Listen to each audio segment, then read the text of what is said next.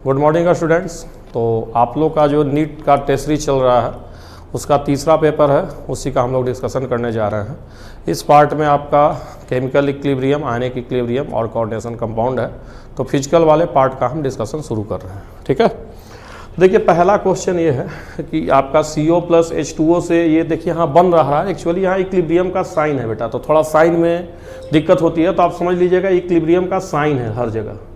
ये जो आपको स्क्वायर दिख रहा है ना, that is sine of equilibrium. तीन रिएक्शन दिए हुए हैं और पूछ रहा है कि तीनों के इक्विलिब्रियम कांस्टेंट में क्या रिलेशनशिप है। तो साफ साफ दिख रहा है कि अगर आप पहला दूसरा को आप जोड़ देंगे, किसको, फर्स्ट और सेकंड को जोड़ेंगे तो आप तीसरे पे चले आएंगे। देख लीजिए, एक बार H2 यहाँ है, यहाँ एक बार H2 है, यहाँ 3 बार H2 है, दोनों को जोड़ेंगे तो 4 बार H2 आ जाएगा। उसी तरह तुम देख सकते हो कि जो CO है यहाँ पे CO2 है और यहाँ पे भी CO है, यहाँ पे भी CO है, तो जब जोड़ोगे तो ये CO क्या है, कट जाएगा यार दोनों को जोड़ने पे। तो साफ साफ दिख रहा है, उतना देखना ही नहीं है, सिंपल देखो ना, H2 को जोड़े 1 3 4 हो गया, मतलब दोनों को जोड़ा जा रहा है। और जब जोड़ते हैं तो इक्विलिब्रियम कांस्टेंट मल्टीप्लाई हो जाता है, यानी K3 बराबर हो जाएगा K1 इंटू K2। पहला दूसरा को जोड़ने पे तीसरा आ रहा है, तो ये हो जाएगा। ये आपका हो गया आंसर सही, ठीक। फिर लिखा reversible reaction if concentration of reactant is double then equilibrium constant will be. बेटा इक्विलिब्रियम कांस्टेंट सेम रहेगा। बहुत लोग हड़बड़ा जाते हैं, इक्विलिब्रियम कांस्टेंट सिर्फ टेम्परेचर पे डिपेंड करता है। तो आसान सवाल है, लेकिन हड़बड़ी में गलती न कर दो इसलिए दिया हूँ बस, ठीक है। Equilibrium constant always remains same, सिर्फ टेम्परेचर पे डिपेंड करता है, ठीक है। तो चलो अभी इसको अब हम लोग ऊपर लेकर चलते हैं, ठीक है। ऊपर लेकर चलते हैं थोड़ा। तो हम लोग का देखो क्वेश्चन नंबर 47 तक हो गया है। अब 48 से शुरू करते हैं। तो देखो Kp दिया हुआ है, यहाँ भी देखो इक्विलिब्रियम का साइन है यार। यहाँ घबराना मत कि 3C प्लस DQ दिए हैं, वो उससे कोई मतलब नहीं है। तुम बस देखो यहाँ प्रोडक्ट में कै मोल है बेटा, 4 मोल, और रिएक्टेंट में कै मोल है, 2 मोल। तो डेल्टा Ng जो होगी तुम्हारी, वो डेल्टा Ng कितनी हो जाएगी, 2 हो जाएगी, है ना। प्रोडक्ट में 4 मोल गए, तो रिएक्टेंट में 2 मोल। अब सबको पता है कि जो Kp है दैट इज क्या होता है, Kc, साथ में क्या होता है R और T, और टेम्परेचर का क्या होता है इधर, स्क्वायर। होगा नहीं होगा। अब आपको यहाँ Kp दिया है, Kc पूछ रहा है। Kp की वैल्यू कितनी है बेटा, पॉइंट, देख लीजिए 0.5, ठीक है। और यहाँ से Kc निकालेंगे तो ये गुना होगा नहीं गुना होगा। तो अगर हम Kc यहाँ से सोल्व करते हैं, क्या सोल्व करते हैं Kc, तो क्या हो जाएगा, जरा ध्यान दीजिए, है ना। Kc बराबर क्या हो जाएगा, Kp और साथ में क्या हो जाएगा, ये जाके डिवाइड हो गया यार, ध्यान देना, है ना। बटे में क्या हो जाएगा, RT, क्या हो जाएगा, पूरा का पूरा ये स्क्वायर हो जाएगा। अब R को छोड़ दो, टेम्परेचर की वैल्यू कितनी दी हुई, देखो 1000 होगा कहीं, है ना। Kc है ना, टेम्परेचर 1000 है, तो यहाँ 1000 का क्या कर दोगे, 1000 रखोगे तो यहाँ स्क्वायर आएगा, तो फाइनल तुम्हारा यही आ जाएगा, है ना। ये 5.05 और 10 की पावर क्या हो जाएगा इधर से, 1000 स्क्वायर होगा ना, तो फाइनल ये हो जाएगा 5 × 10 की पावर -2, और बटे में लिख दे रहा हूँ R, और 1000 का स्क्वायर मतलब 10 की पावर 6। ये 0.05 को लिखे हैं बेटा, यहाँ ध्यान देना, 0.05 को लिखे हैं 5 × 10 की पावर -2। ये ऊपर चला जाएगा तो यही आंसर आ जाएगा। आसान सवाल था, ठीक। अब अगला तुमसे क्या पूछा है, यहाँ थोड़ा सा ध्यान देना। एक रिएक्शन है, यहाँ भी देखो इक्विलिब्रियम का साइन है, लिखा है 2A + 2B बराबर 2C + D, A and B are mixed in a reaction vessel. Question है आपके पास, initial concentration of B is 1.5 times. तो इस पर कुछ नहीं करना है, मान लेते हैं कि A है और साथ में क्या है 2B है। इससे क्या बन रहा था, C, और साथ में क्या है हमारा 2C है, और साथ में D है। देखो यहाँ डेल्टा Ng 0 है बेटा, है ना। तो वहाँ पे मैं बताया था कि इनिशियल मोल से फर्क नहीं पड़ता, तो तुम सीधे सीधे इसको 1 मोल मान लेना, इसको 1.5 मोल या मोलारिटी डायरेक्ट। डेल्टा Ng 0 है ना, तो कह रहा है कि initial concentration of B 1.5 times of A है, तो ये 1, तो ये 1.5, ये 0 0 है शुरू में। इक्विलिब्रियम जब होगा तो ये हो जाएगा 1 - x, ये हो जाएगा 1.5 - 2x, होगा ना, 5 - 2x, 1.5 - 2x, और ये हो जाएगा 2x, और ये हो जाएगा x। अब कह रहा है कि ये दोनों बराबर है, A बराबर D है, यानी 1 - x बराबर कहीं ना कहीं क्या है x। तो यहाँ से सोल्व करोगे तो x की वैल्यू कितनी आ जाएगी, 0.5, x की वैल्यू 0.5 आएगी। अब ये वैल्यू तुमको यहाँ उठा के रख देना है, तो ये वैल्यू जब x बराबर 0.5 यहाँ रखोगे तो जो ये है उसका कंसंट्रेशन 0.5 आ जाएगा। यहाँ पे 2x मतलब रखोगे तो 1 घटेगा, ये भी क्या है 0.5 आ जाएगा। जो तुम्हारा C है वो 1 आ जाएगा, x बराबर 0.5 रखोगे ना, तो 2x करोगे तो 1 आ जाएगा, और ये क्या है 0.5 आ जाएगा। अब कुछ नहीं करना है, इक्विलिब्रियम कांस्टेंट निकालना है तो कैसे निकाल दो, तो ये क्या हो जाएगा 0.5 इंटू 1 का स्क्वायर और बटे में 0.5 और 0.5 का स्क्वायर बटा में हो जाएगा ना। के इक्विलिब्रियम जब लिखोगे तो क्या लिखोगे 0.5 डी के लिए, सी के लिए 1 का स्क्वायर, और इधर से क्या लिखोगे 0.5 और फिर क्या लिखोगे 0.5 का स्क्वायर लिखोगे। यहाँ से सोल्व करोगे तो आंसर तुम्हारा आ जाएगा। ठीक है, चलो ठीक है, थोड़ा सा इरेज कर लेते हैं, है ना। तो आंसर तुम्हारा मैच कर जाएगा, आंसर पहला आएगा इसका, चेक कर लेना उधर। थोड़ा सा इरेज कर देता हूँ, इरेज कर देता हूँ क्योंकि थोड़ा ज़्यादा लिखा गया है, थोड़ा इरेज कर लेता हूँ इसको, थोड़ा कैलकुलेशन ज़्यादा है। चलो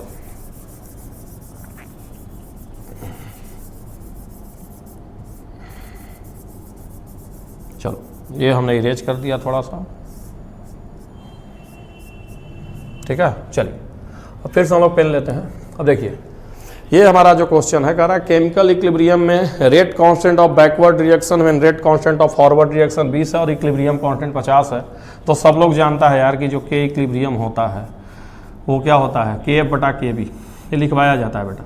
बहुत सारे बच्चे से स्किप हो जाता है, इसलिए एक सवाल इस पर दे दिया हूँ। जो इक्विलिब्रियम कांस्टेंट होता है वो ratio of rate constant of forward बटा बैकवर्ड, इसमें कुछ नहीं करना है बेटा। इसकी वैल्यू दिया हुआ है 50, के इक्विलिब्रियम की वैल्यू 50 दिया है, और तुम्हारा रेट कांस्टेंट ऑफ फॉरवर्ड मतलब के एफ जो है वो 20 दिया है। के भी निकालना है, सोल्व कर लो बेटा, ले आके डिवाइड करो, आंसर आ जाएगा तुम्हारा। ये आसान सवाल था। तो के इक्विलिब्रियम बराबर के एफ बटे के बी, उसी पे सवाल था। अब अगला दिया डेल्टा जी नॉट, है ना, ये तुम्हारा दिया हुआ है। तो यहाँ पे जो फार्मूला हम यूज करते हैं 51 में, दैट इज ये फार्मूला हम यूज करते हैं डेल्टा जी नॉट बराबर -2.3 आर टी लॉग के इक्विलिब्रियम। और मैं बताया था बड़ी फेमस इक्वेशन है, और सबसे बड़ी बात है कि जो 2.3 आर है वो बार बार यूज होता है केमिस्ट्री मेरे छोर। डेल्टा जी में यूज होगा, वांटाप इक्वेशन में यूज होगा, आर्हेनियस वाले में यूज होता है, जो आइसोथर्मल का वर्क होता है वहाँ भी यूज होता है ना, 2.3 आर टी लॉग V2/V1। तो इसका शॉर्टकट हम बताए थे, लगभग कितना याद रखना 20, 2.3 इंटू आर की वैल्यू सीधे 20। ठीक, अब देख डेल्टा जी नोट कितना दिया है, ये तुम्हारा दिया है 13.8, ये किलो जूल है बेटा, तो इसको जूल में चेंज कर लेना, 1000 से गुना कर लेना। डेल्टा जी नोट की वैल्यू है 2.3 आर की वैल्यू लेना है 20। टेम्परेचर लगभग दिया 298, लगभग क्या मान सकते हो इसको 300, और साथ में लॉग के इक्विलिब्रियम। ठीक है, अब यहाँ से जब तुम सोल्व करोगे ये, तो ये 3 0 से 3 0 कट गया, ये 6 है तो सोल्व करोगे, 2 3 6 है तो लगभग सोल्व करोगे तो 2.4 या 2.5 के आसपास आएगा। 2.4 लिख देता हूँ मैं इसको, चल 2.4 अप्रॉक्स में, थोड़ा बढ़ाए थे तो 2.4, है ना। अब ये आया है तुम्हारा माइनस में वैल्यू, क्योंकि ये माइनस है और ये प्लस में है। तब तुम कहोगे कि तुम्हारा 2.4 आया तो आंसर कैसे ठीक करेंगे, तो हम बताते हैं अगर जब भी तुम्हारा 2.4 है तो तुम्हारा आंसर या तो पावर 2 में आएगा तो पावर 3 में आएगा। ठीक है, ऐसे सवाल को बेटा एग्जैक्ट एंटी लॉग वगैरह नहीं देखना है, और ये नहीं सोचना है कि नहीं आएगा। एनसीईआरटी में सवाल है, ये एनसीईआरटी में है, समझ रहे हो, एनसीईआरटी का है। तो पावर देखना, जैसे मान लो 2.4 आया, 2.5 आया, 2 मतलब अगर 2 से 2.3 के बीच में है अगर ये वैल्यू है तो पावर या तो 2 जाएगा या तो 3 जाएगा। अब खाली चेक करो यहाँ पे पहला कितना पावर है 10 14, तो यही पावर होगा, बस खत्म हो गया। 2 पॉइंट कुछ वैल्यू है, मतलब इसका पावर या तो 2 रहेगा या तो 3 रहेगा, बस इतने ध्यान रखना है। मैं कितनी बार क्लास में इसको बताऊंगा ऐसे सवाल, ठीक है। तो और ऐसा नहीं कि 2 पावर दे देगा 3 पावर दे देगा, ऐसा नहीं सवाल देता है, ठीक है, ऐसा नहीं देता है, ठीक। तो ऐसे सवाल को इसी तरह से बनाना है। प्रीवियस में ऐसे सवाल आए, मैं बार बार कर रहा हूँ, ध्यान दीजिएगा। हाँ 2.4 है तो पावर या तो 2 या तो 3 के आसपास रहेगा, तो क्रॉस चेक कीजिए, आगे बढ़िए। चलिए ये हम लोग का हो गया। फिर देखिए क्वेश्चन नंबर 52 कह रहा है कि यहाँ भी देखिए इक्विलिब्रियम का साइन है, तो परेशान मत होइएगा, आपके पेपर में सही साइन आएगा भाई, यहाँ थोड़ा फॉर्मेट का चक्कर है। तो यहाँ आपको पता है कि कुछ भी करोगे यार, वॉल्यूम प्रेशर कुछ भी चेंज करेंगे तो केपी चेंज नहीं होगा, अल्फा तो चेंज होगा, रिएक्शन फॉरवर्ड बैकवर्ड शिफ्ट होगा तो अल्फा तो चेंज हो ही जाएगा। लेकिन ये पूछ नहीं रहा घट रहा बढ़ रहा, तो डिटेल में नहीं डिस्कस कर रहा हूँ। बस टेम्परेचर अगर चेंज करोगे तो इक्विलिब्रियम कांस्टेंट चेंज होगा, उसके अलावा इक्विलिब्रियम कांस्टेंट चेंज नहीं होगा। रिएक्शन फॉरवर्ड बैकवर्ड शिफ्ट होता ही है, तो KP not change, alpha change करेगा फॉरवर्ड बैकवर्ड होगा तो। चलो अब करा इस पर से कॉल लुईस एसिड नहीं है तो CCl4, बोरन के कंपाउंड, एल्युमिनियम के कंपाउंड, सबके सब क्या है, लुईस एसिड है, हाइपोवैलेंट होते हैं, पढ़ा है, बताया हुआ है ये। तो देखो बोरन एल्युमिनियम कंपाउंड है तो ये सब लुईस एसिड हैं। CCl4 में ऑक्टेट के पूरा है, कोई कमी नहीं है किसी के पास। फिर पूछ रहा है कॉन्जुगेट एसिड, है ना। कॉन्जुगेट एसिड का मतलब है कोई भी बेस, ध्यान देना, कोई भी बेस जब H+ लेगा तो कॉन्जुगेट एसिड बनाएगा। तो ये जो है वो बेस की तरह काम करेगा। जब H+ लेगा मतलब ये, तब ये कॉन्जुगेट एसिड में चेंज हो जाएगा। ठीक, चलो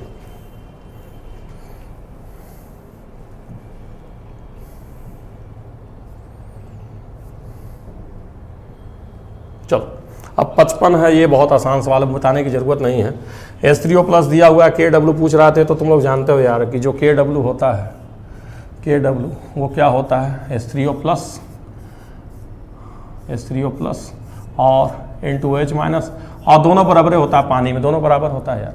तो अगर पहला 10⁻⁻6 है तो दूसरा भी 10⁻�6, यानी KW 10⁻12 होगा। प्रीवियस ईयर में भी आया, कितनी बार क्लास में बताया गया। तो solution and acidic solution has molarity इतना दिया है, pH इतना दिया हुआ है, परसेंटेज आयोनाइजेशन पूछ रहा है बेटा, है ना। तो देखो अगर pH 5 दिया है तो H+ कितना हो जाएगा बताओ। H+ हो जाएगा 10⁻⁻5 होगा ना H+। और H+ वही क्या होता है, C अल्फा होता है। H+ बराबर C अल्फा। तो अल्फा अगर हम यहाँ से निकालेंगे तो 10⁻⁻5 कौन है, H+, pH 5, तो H+ बेटा 10⁻⁻5 बराबर C अल्फा। अगर अल्फा देखो निकालने जाओगे तो कंसंट्रेशन की ज़रूरत पड़ेगी, कितना है बेटा 0.005, है ना। तो यहाँ से अगर इसको ऐसे भी लिख सकते हो 10⁻⁻5 और बटे में 5 × 10⁻³ कटा लोगे बेटा, और ये ऊपर जाएगा तो 0.2 आएगा ना। अरे 1/5 को 0.2 लिख सकते हैं, तो हो जाएगा 0.2 और 10⁻⁻2 यहाँ से कटेगा तो, ठीक है। और मैं बताया हो कि जब भी परसेंटेज में लिखते हैं तो 100 से मल्टीप्लाई करते हैं, तो अल्फा की वैल्यू ये भी है। अगर इसी को परसेंटेज भी लिखोगे तो 100 से मल्टीप्लाई करोगे, मतलब 0.2%, है ना। तो थोड़ा अच्छे से किया गया है ना। मेडिकल वालों को थोड़ा दिक्कत हो सकता है जीरो में, तो समझ रहा ना ये 0.2 कैसे है। देखिए बेटा इसको 1 × 10⁻⁻5 लिखेंगे तो 1/5 को 0.2 लिखा, घबराइएगा मत, है ना, सिंपल कैलकुलेशन। अब pH आपका दिया हुआ है, फिर से आपसे डिसोसिएशन कांस्टेंट पूछ रहा, तो फार्मूला बेस्ड सवाल है। H+ बराबर सबको पता है क्या होता है, √Ka × C, वीक एसिड के लिए बेटा Ka × C, और H+ की वैल्यू दिए है 10⁻⁻6 बराबर Ka, और कंसंट्रेशन आपका 1 दिया है बेटा, रूट में है, तो दोनों साइड स्क्वायरिंग कर लो बेटा। ये वैल्यू लिख के दोनों साइड स्क्वायरिंग कर लो। देखो H+ बराबर √KC, pH दिया है 6, तो H+ 10⁻⁻6 √Ka × C, तो स्क्वायर करोगे बेटा तो 10⁻⁻6 आ जाएगा। तो आसान सवाल था ये, ठीक। फिर पूछा है pK ऑफ वीक एसिड 4.5 दिया है, POH ऑफ इस and aqueous buffer of solution of HA in which 50% of acid ionize to conjugate base. मतलब समझ रहे हो, कह रहा है कि आपके पास HA है और साथ में इसका कॉन्जुगेट बेस और कौन है A-, तो HA ही से A- बनता है ना बेटा। HA किस में चेंज होता है, A- में, और साथ में किस में चेंज होता है, H+ में। अब कह रहा है कि एसिड जो है 50% किस में चेंज हो गया है, कॉन्जुगेट बेस में, मतलब ये 50% है बेटा, और ये भी कितना परसेंट है, 50%। शुरू में HA कितना रहेगा, 100, शुरू में 100 रहेगा, ये 0 रहेगा, बाद में ये 50 और ये भी कितना 50, तो दोनों मिला जुला के इक्वल है बेटा। और अगर कॉन्जुगेट एसिड और जो उसका वीक एसिड उसका कॉन्जुगेट बेस अगर इक्वल है, तो pH बराबर pK होता है। एसिडिक बफर का फॉर्मूला लगा दो, मुर्गी चोर हो अंडा इक्वेशन हेंडरसन। pH बराबर pKa लॉग साल्ट क्या होता है, कॉन्जुगेट बेस, तो कॉन्जुगेट बेस तुम्हारा A- और बटे में HA। यहाँ से सोल्व करोगे बेटा, अच्छी बात है कि 50% आयोनाइज हुआ तो दोनों बराबर है, तो कट के 1 आ गया। log 1 की वैल्यू क्या होती है, log 1 की वैल्यू जानते हो ना बेटा, 0। अब देखो यहाँ दिया हुआ है pK दिया हुआ है, तो pK कितना हो गया 4.5, यही तुम्हारा pH हो गया। लेकिन pH नहीं पूछा है बच्चा, POH पूछा है। तो POH कैसे निकालोगे, POH कैसे निकालोगे, 14 - pH, यहाँ से सोल्व कर लो, घटा लो, POH आ जाएगा, ठीक है। चलो हो गया ये, है ना। अब आगे चलते हैं। 59 करावेन बफर सॉल्यूशन, है ना। थोड़ा सा इरेज कर देता हूँ, है ना। देखो ये सब हो जाता है अभी, तो थोड़ा सा इरेज कर देता हूँ, इरेज कर रहा है। सेलेक्ट तो किया हूँ, फिंगर इरेज, देखो इरेज हो गया यहाँ। चलो अब कह रहा है कि मैंने बफर सॉल्यूशन ये दोनों का है डाइल्यूटेड, तो क्या होगा, तो क्या होगा, कुछ नहीं होगा उसका, डज नॉट चेंज। ये तो होता ही है बेटा, बफर में साफ साफ लिखवाया जाता है कि बफर में अगर आप डाइल्यूशन करेंगे तो पीएच चेंज नहीं होगा। इनफैक्ट एसिड बेस मिलाएंगे तब भी पीएच चेंज बहुत कम होगा। Buffer is a solution that resist pH change. पानी पे जीरो चेंज, कोई चेंज नहीं। एसिड बेस मिलाएंगे तो थोड़ा बहुत चेंज, ठीक है, माइन्यूट, ऑलमोस्ट कांस्टेंट। अब देखो ये दिया हुआ है, सोलेबिलिटी दिया हुआ है, सोलेबिलिटी प्रोडक्ट लिखना है तो यही होगा, इसका लिख देता हूँ। देखो इसको तोड़ोगे तो क्या बनेगा, 2 ठो ये बनेगा, ठीक है बेटा, 3 ठो x बनेगा, यहाँ पे लिखोगे बेटा 2s, यहाँ पे लिखोगे 3s। कर लेना बेटा KSP, तो KSP जब करोगे बेटा तो क्या लिखोगे, KSP बराबर 2s का स्क्वायर लिखोगे बेटा, 3s का पावर 3 लिखोगे बेटा, सॉल्व करोगे तो आ जाएगा ये, ठीक ना। अब ये देखो बड़ा अच्छा सवाल है 60, स्प्रैंगली सोलेबल साल्ट का सोलेबिलिटी सेम दिया होता है, सेम सोलेबिलिटी प्रोडक्ट है बेटा, KSP सबका सेम है। तो जब इसकी KSP लिखोगे कहीं ना कहीं तो KSP बराबर क्या लिखोगे, डायरेक्ट देखो ये है, यहाँ लिख लोगे ना तुम लोग 4s3, यहाँ पे लिख लोगे s स्क्वायर, और यहाँ पे क्या लिख लोगे 27s की पावर 4। ये सबका KSP है बेटा, KSP है। तो मैं बार बार बताता हूँ इसको हूँ, यानी पहले वाले में जो है अगर तुम इसके लिए कहोगे तो s किसके प्रोपोर्शनल की बात करोगे तो KSP का पावर, जो भी KSP सबका बराबर है, पावर 1/3 होगा बेटा। दूसरे वाले में बात करोगे तो s किसके प्रोपोर्शनल होगा, KSP का पावर 1/2 के प्रोपोर्शनल होगा बेटा। और तीसरे वाले में बात करोगे तो जो s है वो किसके प्रोपोर्शनल की बात कर रहा हूँ, KSP का पावर 1/4 के प्रोपोर्शनल होगा। मैं बार बार बताता भी हूँ कि s का पावर जितना ज़्यादा KSP की वैल्यू उतनी कम, और अगर KSP सेम है और s का पावर ज़्यादा है तो s की वैल्यू ज़्यादा आएगी। जैसे कहा KSP को कितनी बार कटा रहे हैं, 3 होगा, यहाँ 1/2 है, वहाँ 4 है, तो वो वैल्यू सबसे ज़्यादा आएगी। तुम इसको 10 की पावर -12 मान लो, KSP 10 की पावर -12, तो -12 का पावर 1/4 मतलब 10 की पावर -3, माइनस पावर का पावर -12 का पावर 1/2 मतलब -6, और इधर से करोगे तो -4, ठीक है ना बेटा। तो ये होता है, ये तो आसान सवाल है सबका। देखो यहाँ KSP दिया हुआ है तो तुमको यहाँ से निकालना है सोलेबिलिटी, तो ये तो आसान सवाल है, सबका KSP दिया है। तो पहले वाले में क्या हो जाएगा, s स्क्वायर में क्या था, ऐसे सवाल को प्रोपोर्शनलिटी करना है, s स्क्वायर प्रोपोर्शनल टू 10 की पावर -10, दूसरे में s स्क्वायर प्रोपोर्शनल टू 10 की पावर -13, और तीसरे में s स्क्वायर प्रोपोर्शनल टू 10 की पावर -16। अंदाज पे करना है ऐसे सवाल को, एकदम एग्जैक्ट नहीं करना होता, खाली पावर से ही पता चल जाता है अरेंज करने वाला। तो यहाँ 10 की पावर -5, यहाँ 10 की पावर -6, वहाँ 10 की पावर -8, तो सबसे बड़ा कौन होगा बेटा, 10 की पावर -5, यहाँ से निकाल लेना। तो ये हो गया 62। अब आगे चलते हैं, बस खत्म ही होने वाला है बेटा, ठीक है। तो देखिए अब हम लोग चलते हैं क्वेश्चन नंबर 63 में। तो कह रहा है कि रिएक्शन क्वेसेंट Kc है तो move in direction of product. ये एकदम बताया जाता है बेटा आप लोगों को, है ना, कि अगर K बड़ा है, कौन बड़ा है, K बड़ा है Q से, Q कम, दिस इम्प्लाई दैट प्रोडक्ट कम। मैं बार बार बताता हूँ कि Q बराबर में क्या डिफाइन करता हूँ, प्रोडक्ट। Q होता क्या है, रिएक्शन क्वेसेंट होता है, और Q बराबर क्या होता है, प्रोडक्ट बटे रिएक्टेंट। Q कम मतलब प्रोडक्ट कम, और अगर प्रोडक्ट कम है तो रिएक्शन किधर जाएगा, फॉरवर्ड। तो लिखवाया गया नोट्स में, होता ही है। अब दूसरा कह रहा है कि reaction quotient defined in same way as equilibrium constant at any state. तो सही है, जो Q है वो होता क्या है, प्रोडक्ट बटे रिएक्टेंट किसी भी टाइम पे, तो Q होता है, और इक्विलिब्रियम पे Q ही क्या है, K के बराबर हो जाता है। तो बिल्कुल सही है, लेकिन एक्सप्लेनेशन सही नहीं, एक्सप्लेनेशन तब सही होता है यहाँ पे जब हम ये लिखते कि प्रोडक्ट क्या है, घट रहा है, इसलिए रिएक्शन किधर शिफ्ट हो रहा है, फॉरवर्ड। तो this is the definition of Q, और वो आपका क्या, ली चैटलियर्स प्रिंसिपल है। तो दोनों में करेक्ट एक्सप्लेनेशन नहीं है बेटा, है ना। This is definition of Q and that is Le Chatelier's principle, ठीक है। चलिए चलो यार, तो देखो क्वेश्चन नंबर 63 तक हो गया था, अब क्वेश्चन नंबर 64 देख लेते हैं, ठीक है ना। ये 64 देख रहे हैं, तो यहाँ देखो कह रहा है कि silver ion equimolar mixture of sodium chloride और सोडियम ब्रोमाइड है। मतलब सीधे सीधे कहो तुम्हारे पास Cl- है और साथ में कौन है, Br- है, दोनों बराबर। इसमें तुम Ag+ ऐड कर रहे हो बेटा ऊपर से, Ag NaCl मतलब Cl- है, NaBr मतलब Br माइनस और दोनों बराबर है, एक एक मान सकते हैं, एक एक मोल है जो भी है, एक एक मोलर, दो मोलर जो भी मान लो। और इसमें पहले कौन प्रिसिपिटेट करेगा, तो सीधी सी बात है भाई, इसका अगर Ksp ज़्यादा है मतलब सोलेबिलिटी क्या है, ज़्यादा है, इसका Ksp कम है मतलब सोलेबिलिटी क्या, कम है, तो जो कम सोलेबल हो पहले प्रिसिपिटेट करेगा।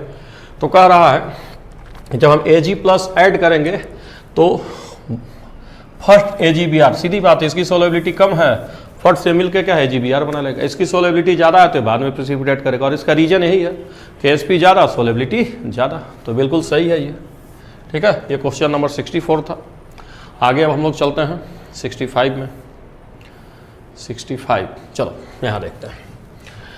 तो आपका ये रिएक्शन दिया हुआ है और यहाँ पे आप देखिए डेल्टा Ng जो है बेटा, डेल्टा Ng जो है वो क्या है, -2 है, इधर 2 मोल इधर 4 मोल। तो जब आप Kc लिखेंगे तो Kc में क्या लिखाएगा, NH3 तो मोलारिटी है ना, है जो मान लो NH3 2 मोलर है, 1 मोलर है तो 2 बार मोलारिटी का स्क्वायर लिखाएगा, और नीचे में मोलारिटी क्या बार आएगा, 4 बार आएगा ना। मान लो 1 मोलर है, 1 मोलर है, 1 मोलर, सब एक एक मोलर है, तो 1 मोलर कै बार, 2 बार, और यहाँ पे 1 मोलर कै बार, 4 बार, 1 बार इसके लिए और 3 बार इसके लिए, 4 बार आएगा ना। तो अल्टीमेटली क्या बचेगा, मोलारिटी की पावर -2, ये मैं यूनिट बता रहा हूँ बेटा, अगर डेल्टा Ng -2 है तो क्या बचेगा, मोलारिटी की पावर -2 यूनिट Kc का। तो यूनिट की बात करेंगे तो ये मोल और बटा में लीटर, ये तो मोलारिटी का यूनिट हुआ, और इस पे पावर क्या बचेगा, -2, यानी इसको उलट लो, उलट लोगे तो यही तुम्हारा आ जाएगा, तो पहला सही है। ठीक है, और इसका रीजन यही दिया हुआ है, तो रीजन भी तो सही है, यहीं से तो आ रहा है मोलारिटी का स्क्वायर, और साथ में ये सब रीजन नहीं मतलब स्टेटमेंट जो है Kc का एक्सप्रेशन है तो सही है, यहाँ तो एक्सप्लेन करना नहीं होता, बस देखना होता स्टेटमेंट सही है कि गलत है, तो दोनों ही सही है। और एक बार और ध्यान देना है कि जैसे NCERT में लाइन है कि Kp Kc का यूनिट का कोई सिग्निफिकेंस नहीं है। ठीक है, तो अगर सवाल ऐसे आते हैं तो ठीक है, लेकिन मुझे लग रहा है कि नीट में ऐसे सवाल पूछेगा। ठीक है, बट ध्यान रखिएगा। मैच द कॉलम, फर्स्ट और सेकंड को मैच कराने के लिए कह रहा है। ये सब देखो प्रॉपर्टी ऑफ इक्विलिब्रियम कांस्टेंट होता है, अगर रिएक्शन को रिवर्स करोगे तो क्या हो जाएगा, 1/k हो जाएगा, जानते हो तुम लोग। रिएक्शन को अगर हम क्या करेंगे, 2 से डिवाइड करेंगे, 2 से डिवाइड करेंगे मतलब 1/2 से मल्टीप्लाई करेंगे तो वही पावर में चला जाएगा, और अगर 2 से मल्टीप्लाई करेंगे तो जिससे मल्टीप्लाई करते हो क्या है, पावर में चला जाता है, तो ये हो जाएगा। वहाँ 2 से जो डिवाइड करना उसको हमको समझना है कि 1/2 से मल्टीप्लाई किया, तो आसान सवाल था, ये होता ही है। देन क्वेश्चन नंबर 67, देखो थोड़ा ऑप्शन इधर हो गया है बट कोई बात नहीं है, हम यहीं से बता देते हैं।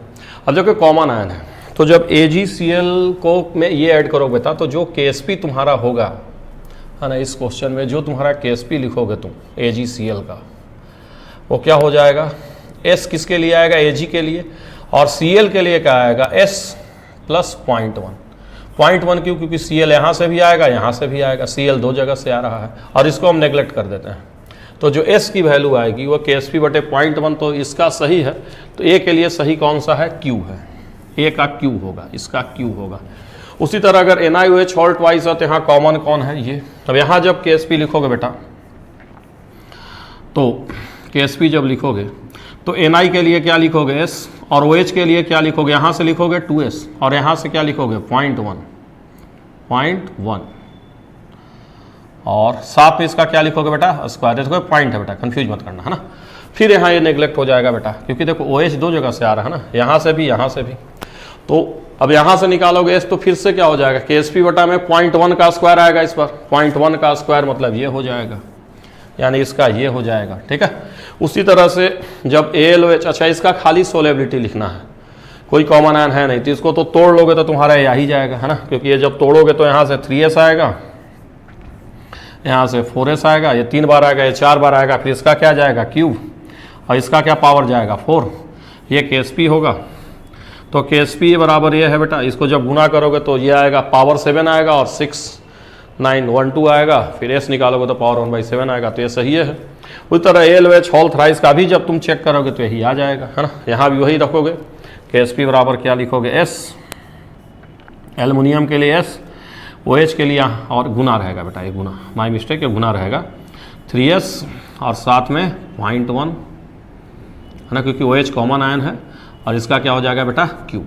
ठीक है, Q, है ना, तो यहाँ से कर लो। और मुझे ऐसा लग रहा है, मेरी अंदर की फीलिंग कर रही है कि इस बार कॉमन आयन ही आएगा नीट में।